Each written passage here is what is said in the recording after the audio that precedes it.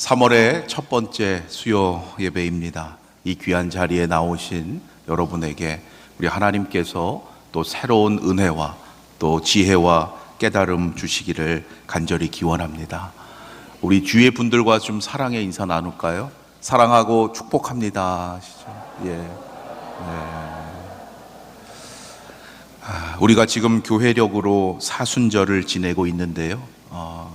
날짜상으로 3월 말까지 3월 31일 마지막 날 주일이 이제 부활 주일을 맞게 됩니다. 이번 한 달 동안 특별히 예수님의 십자가를 깊이 묵상하시면서 또 수요 저녁마다 나누는 말씀 가운데 여러분을 향하신 하나님의 마음을 더욱 깨달아 가시기를 바랍니다.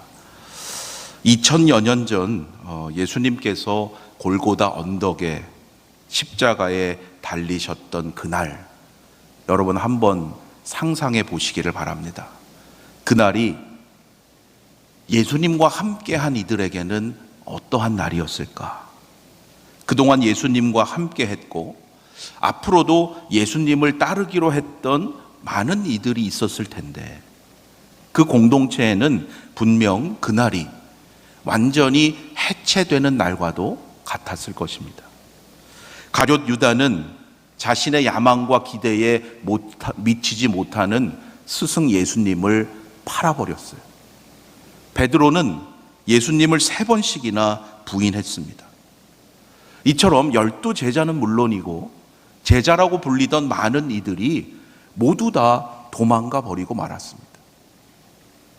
이 땅에 진정한 믿음의 공동체를 세우고자 하셨던 예수님의 그 노력들이 모두 다 실패로 돌아간 것처럼 보였을 것입니다. 십자가의 그 죽음 앞에서 그 누구도 더 이상 소망을 가질 수 없었을 것입니다. 그러나 여러분, 하나님의 섭리는 우리 인간의 모든 생각과 경험과 이성을 초월합니다. 우리가 하나님의 사랑과 은혜를 이야기하지만 사실 그것도 우리가 가지고 있는 제한된 범주 안에서의 이야기일 뿐임을 우리는 잊지 말아야 합니다. 우리가 마치 모든 것을 다 아는 것처럼 착각해서는 안 된다는 거예요. 그러기 위해서 우리는 날마다 십자가를 바라봅니다. 십자가를 바라볼 때마다 우리 안에 있는 교만한 마음, 이기적인 생각을 그 십자가 앞에 내려놓게 하시고 우리의 모든 것이 하나님께 달려 있음을 깨닫게 하시는 줄로 믿습니다. 여러분, 우리에게 십자가는 그러한 것이 돼야 돼요. 가장 어둡고 더 이상 소망이 없어 보이는 그 순간에 예수님은 오늘 봉독해 주신 이 말씀들을 통해서 십자가 아래서 새로운 공동체를 이루게 하셨습니다. 요한복음 19장 26절과 27절 말씀인데요. 여러분, 이것이 바로 가상 7원 가운데 3번째 말씀이에요. 성경 가지신 분들 우리 다시 한번 읽어보겠습니다. 요한복음 19장 26절과 27절 2절 함께 읽겠습니다. 시작. 예수께서 자기의 어머니와 사랑하시는 제자가 곁에 서 있는 것을 보시고 자기 어머니께 말씀하시되 여자여 보소서 아들이니이다 하시고 또 그 제자에게 이르시되 보라 내 어머니라 하신대 그때부터 그 제자가 자기 집에 모시니라. 아멘. 여자여 보소서 아들이니이다. 그리고 보라 내 어머니라. 이것이 바로 가상 7원 중에 3번째 말씀이에요. 예수님께서 어머니에게 그리고 사랑하는 제자에게 각각 하신 말씀입니다. 이로써 십자가 아래에서 예수님으로 인해서 새로운 공동체가 이루어지게 됩니다. 예수님의 어머니에게는 새로운 아들이 주어진 것이고 사랑하는 제자에게는 새로운 어머니가 주어지게 된 것입니다. 여러분, 이것이 바로 예수님께서 십자가를 통해서 세우신 우리의 공동체, 교회의 탄생이에요. 믿음의 공동체는 주님 안에서 한 가족이어야 함을 뜻하시는 거예요.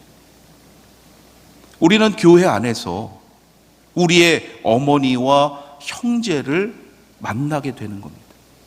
주님으로 인해서.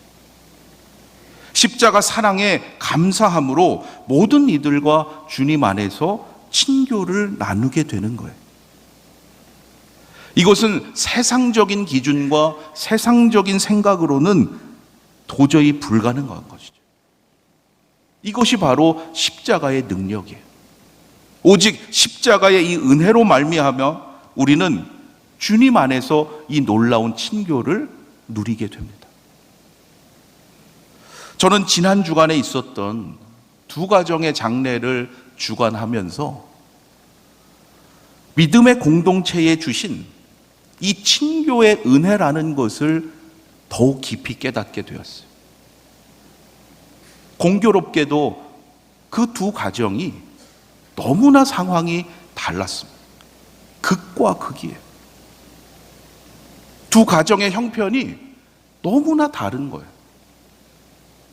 그런데 그 다름에도 불구하고 사실 세상에서는 만날 일이 없다고 할 만큼 다른 그 사람들을 이 믿음의 공동체 안에서 더불어 함께 살아가게 하신다는 거예요. 여러분, 그것이 십자가의 은혜입니다. 세상의 모임은 서로 비슷한 부류의 사람들이 모이지요.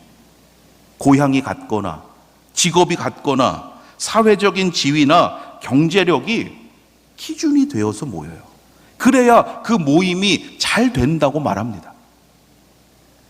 하지만 교회는 그렇지 않습니다. 교회만은 다르죠. 여러분, 교회처럼 모든 면에서 다 다른 사람들이 이렇게 함께 모이는 공동체가 과연 있을까요? 그렇게 생각하면 너무나 신기한 거예요. 세상에서는 모일 수 없는 공동체. 그래서 때로 우리 가운데 다른 생각들이 있고 다른 말들이 있을 수 있습니다. 그런데 이렇게 공동체 안에서 함께하게 하시는 것을 생각하면 여러분, 이것이 바로 기적이에요. 기적이에요. 우리가 바로 십자가로 인해서 이 놀라운 친교의 은혜를 누리는 자들인 줄로 믿습니다. 예수님께서 십자가를 통해서 주신 이 놀라운 친교의 은혜를 여러분, 날마다 기쁨으로 누리시길 바라고 또한 많은 이들에게 전하는 복된 삶이 되시기를 바랍니다. 예수님은 십자가 아래에서 새로운 공동체를 이루게 하셨어요. 이것은 우리가 십자가를 통해서만 세상의 모든 조건을 초월하는 진정한 친교를 누릴 수 있음을 깨닫게 하십니다. 예수님은 왜 십자가 아래에서 새로운 공동체를 이루게 하셨을까?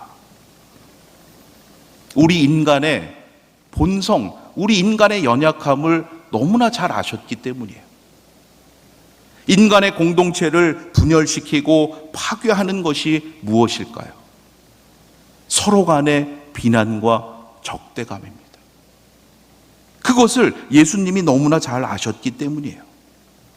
인간은 다른 사람이 나와 같지 않을 때 적대감을 느낍니다. 나와 피부색이 다른 사람, 종교가 다른 사람, 정치적인 성향이 다른 사람, 그래서 세상의 공동체는 자신과 다른 사람을 비난의 눈으로 바라보게 돼요. 그래서 그 공동체에서 어떻게든 쫓아내려고 합니다. 그래야 자신이 편안함을 느끼기 때문이죠. 그래서 사회에서는 소외된 사람들이 생겨나게 되는 거예요. 세상은 그들을 낙오자라고 낙인 찍고 패배자로 규정합니다. 다수와 다르다는 이유로 소수는 억압받고 고통을 당하게 돼요. 예수님의 십자가는 단순한 죽음이 아닙니다. 인간이 서로에게 갖는 이러한 적대감과 비난을 예수님께서 친히 이해하시고 그 한계를 넘어서 믿음의 공동체를 통해서 하늘나라의 친교를 이 땅에서 누릴 수 있도록 예수님께서 스스로 친히 그 짐을 짊어지신 거예요. 예수님은 세상의 기준으로 볼 때 이 땅에서 패배자로 규정되었고 그들의 공동체에서 쫓겨나신 존재입니다. 그러나 그 패배와 쫓겨남을 통해서 이 세상의 진정한 승리가 무엇인지를 알게 하신 것이고 이 땅에서 진정한 친교의 은혜를 누릴 수 있도록 인도하신 거예요. 이 친교의 은혜로 모인 우리라는 것을 깨닫는다면 여러분, 우리가 감히 공동체 안에서 누구를 비난할 수 있겠습니까?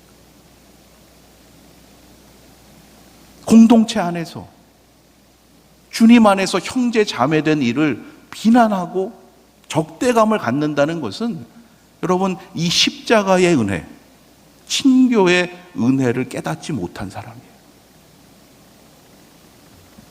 그리스도인이 된다는 것은 다른 말로 하면 예수님의 십자가 아래에서 우리가 한 가족이 되었다는 것을 인정하고 믿음의 공동체 안에서는 그 누구도 소외되지 않는다는 것을 고백하는 그러한 사람이 바로 그리스도인이 되는 거예요. 여러분, 우리 교회가 바로 그러한 믿음의 공동체가 되기를 간절히 소망합니다. 그래서 우리는 십자가 아래에서 서로 형제고 자매인 거죠. 그래서 형제님, 자매님 부르는 거예요.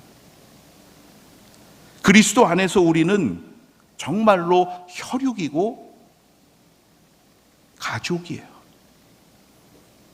어떻게 그러할 수 있습니까? 우리를 위해서 십자가에서 흘리신 주님의 피, 그 보혈의 은혜를 우리 모두가 함께 공유하고 있기 때문이에요. 여러분, 이 보혈의 은혜로 우리가 한 가족이 되고 하나님께 기쁨이 되어야 하는 존재임을 잊지 마시기를 바랍니다. 제가 은평구 응암동에 있는 영락중학교를 다녔다고 일전에 한번 말씀드린 것 같은데요.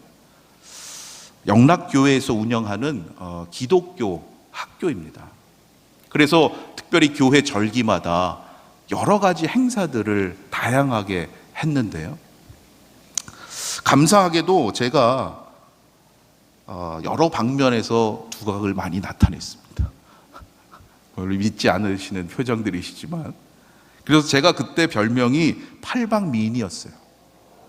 공부하면 공부해도, 또 운동하면, 뭐 무슨 대회하면 늘 이렇게 막 상을 받으니까 다방면에서 잘한다고 붙여주신 별명이었어요. 그런데 유독 한 대회에서 쓰라린 뭐라 그럴까요? 패배를 맛본 기억이 있는데요. 지금도 잊혀지지가 않아요. 중3 때 성경 퀴즈 대회였습니다. 반별대항 성경 퀴즈였는데 마지막 이 문제를 맞히면 우리 반이 우승을 하는 거예요. 그런데 그렇지 못했던 안타까운 기억 때문에 아직도 그 생각이 납니다. 왜냐하면 제가 목사 아들이었기 때문에 친구들이 저에 대한 기대가 더 컸었던 거예요. 아, 형네는 알겠지. 그런 거 있지 않습니까? 그 문제가 뭐였느냐? 잘 들으시고 한번 맞춰보시기 바랍니다. 마가복음 15장에 기록된 예수님께서 십자가에 달리셔서 하셨던 말씀, 나의 하나님, 나의 하나님, 어찌하여 나를 버리셨나이까? 라는 뜻을 가진 예수님의 말씀은 무엇입니까? 라는 문제였어요. 여러분, 정답 아시죠? 오늘 봉독해 주신 말씀 가운데 있지요. 엘리 엘리 라마 사박다니. 사실 중학생에게는 뭐 쉽지 않은 문제예요. 그렇게 우승을 놓치고 나서 그때부터는 제가 뭔가 마음에 들지 않은 일이 생겼을 때는 하나님, 하나님, 어찌하여 나를 버리셨나이까? 이 말씀으로 원망을 하게 되더라고요. 예. 가상칠언 중에 네 번째 말씀이에요. 여러분, 마가복음 15장 34절, 우리 한 절만 다시 한번 함께 봉독해 보겠습니다. 마가복음 15장 34절 말씀 시작. 제9시에 예수께서 크게 소리 지르시되 엘리 엘리 라마 사박다니 하시니, 이를 번역하면 나의 하나님 나의 하나님 어찌하여 나를 버리셨나이까 하는 뜻이라. 여러분, 주보를 통해서 오늘 수요 저녁 예배의 설교 제목을 보실 수 있는데, 가상칠언 묵상하고 오늘 세 번째, 네 번째 말씀의 주제가 나타나 있죠. 뭐라고 되어 있습니까? 친교, 나눔이에요. 조금 전에 나누어 살펴본 세 번째 말씀은 분명 그 주제가 친교입니다. 그런데 엘리 엘리 나마 사박다니, 나의 하나님 어찌하여 나를 버리셨나이까? 이 말씀의 주제가 뭐라고요? 나눔이라는 거예요. 좀 이상하지 않으십니까? 원망이라고 해야 더 어울릴 것 같은데, 가상칠언의 이 네 번째 말씀의 주제는 나눔이에요. 어떻게 해서 이 말씀의 주제가 나눔이 되는가 관심해 볼 필요가 있습니다. 앞서 살펴본 예수님의 세 말씀들 한번 생각해 보세요. 가장 어둡고 고통스러운 순간이지만 무엇인가 움트고 있다는 것을 깨닫게 하십니다. 그 말씀들은 우리에게 용서와 행복과 그리고 오늘 친교라는 메시지를 전해주셨어요. 용서, 행복, 친교였어요. 그러나 가상칠언의 이 네 번째 말씀은 앞선 세 말씀들과는 다릅니다. 나의 하나님 어찌하여 나를 버리셨나이까? 이 말씀을 묵상하면 비참함과 쓸쓸함만이 떠오릅니다. 마치 아무런 대답을 기대할 수 없는 그러한 상황 속에서 고통과 외로움에 홀로 부르짖고 외치는 그러한 물음과도 같이 느껴져요. 여러분, 이 말씀을 그렇게만 생각해 오지 않으셨어요, 혹시? 그렇다면 이 말씀이 과연 예수님께서 아버지 하나님을 원망하시는 말씀일까요? 그렇게 생각한다면 원망하는 말씀으로 들리게 됩니다. 그렇지 않겠죠. 아버지 하나님의 뜻을 이루시기 위해서 친히 이 땅에 오신 예수님께서 이제 십자가를 지심으로 그리스도의 사명을 이루어 가시는 그 과정인데 왜 하나님을 원망하시겠습니까? 그 사명을 이루어 가도록 인도하신 하나님께 감사함으로 그 길을 가시는 거예요. 그런데 왜 나의 하나님 어찌하여 나를 버리셨나이까? 왜 이 말씀을 십자가에서 하셨겠습니까? 엘리 엘리 라마 사박다니, 이 말씀은 예수님께서 먼저 하신 말씀이 아니라 구약 시편 22편의 말씀을 인용하신 거예요. 즉 예수님이 그 십자가에서 이 말씀을 하시기 수백 년 전에 그 누군가 자신이 감당할 수 없는 그 극심한 고통 가운데 했던 말을 십자가상에서 예수님께서 다시 해주신 거예요. 그래서 나눔입니다. 그 고통이 너무나 커서 하나님을 원망할 수밖에 없는 그 상황과 그 인생까지도 이제 예수님은 그 모든 것을 끌어안으시고 우리를 위해서 이 말씀을 십자가에서 나누셨던 거예요. 그래서 이 말씀의 주제가 나눔입니다. 여러분, 예수님의 십자가는 단지 전능하신 능력만을 자랑하는 것이 결코 아닙니다. 우리를 위해서 친히 이 땅에 오신 그리스도께서 오늘도 우리의 모든 상황 속에 함께 계십니다. 우리의 모든 아픔과 고통을 함께 나누고 계심을 보여주시는 거예요. 우리는 종종 이해할 수 없는 고통 가운데 있는 이들과 함께 해야 될 때가 있어요. 도저히 이해가 안 돼요. 우리 가정에 왜 이러한 일이 생기는지. 물론 우리에게도 그러한 상황이 올 수가 있습니다. 인생에 황금기를 맞았다고 생각했는데 갑자기 큰 병에 걸리거나 사고를 당할 수도 있어요. 고생 끝에 낙이 온다는 말처럼 이제 조금 살만하다고 여겼는데 갑자기 한순간에 그동안에 쌓아왔던 모든 것이 다 무너지고 인생이 무의미하게 느껴질 수도 있어요. 그러할 때 묻게 됩니다. 하나님 도대체 어디에 계십니까? 여러분 이 물음에 뭐라고 대답하시겠어요? 사실 어떠한 논리적인 대답도 그 아픔과 고통을 나누지 못해요.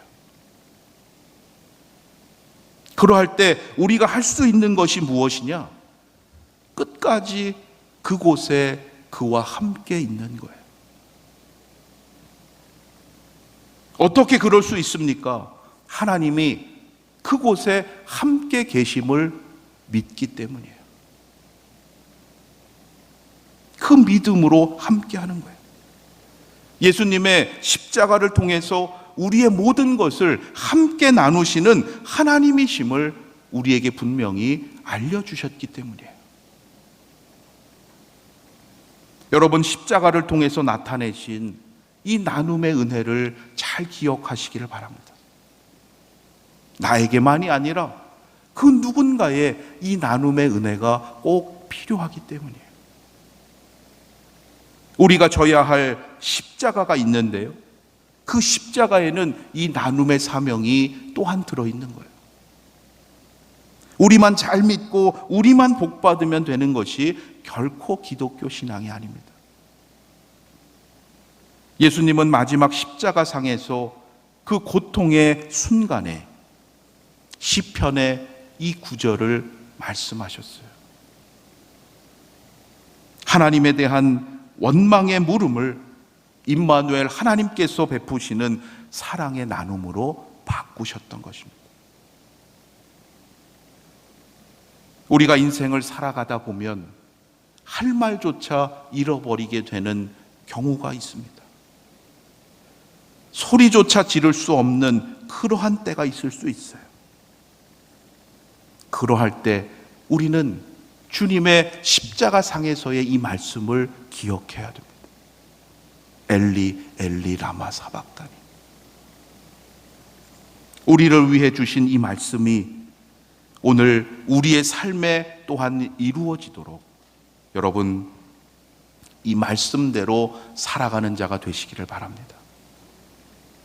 예수님의 가상 7언을 다시 듣는 것으로만 그치지 마시고 여러분 스스로 이 말씀을 더욱 기도하며 깊이 묵상하심으로써 진정한 친교와 나눔의 삶을 살아가는 하나님의 자녀가 되고 복된 인생이 되시기를 주님의 이름으로 축원합니다.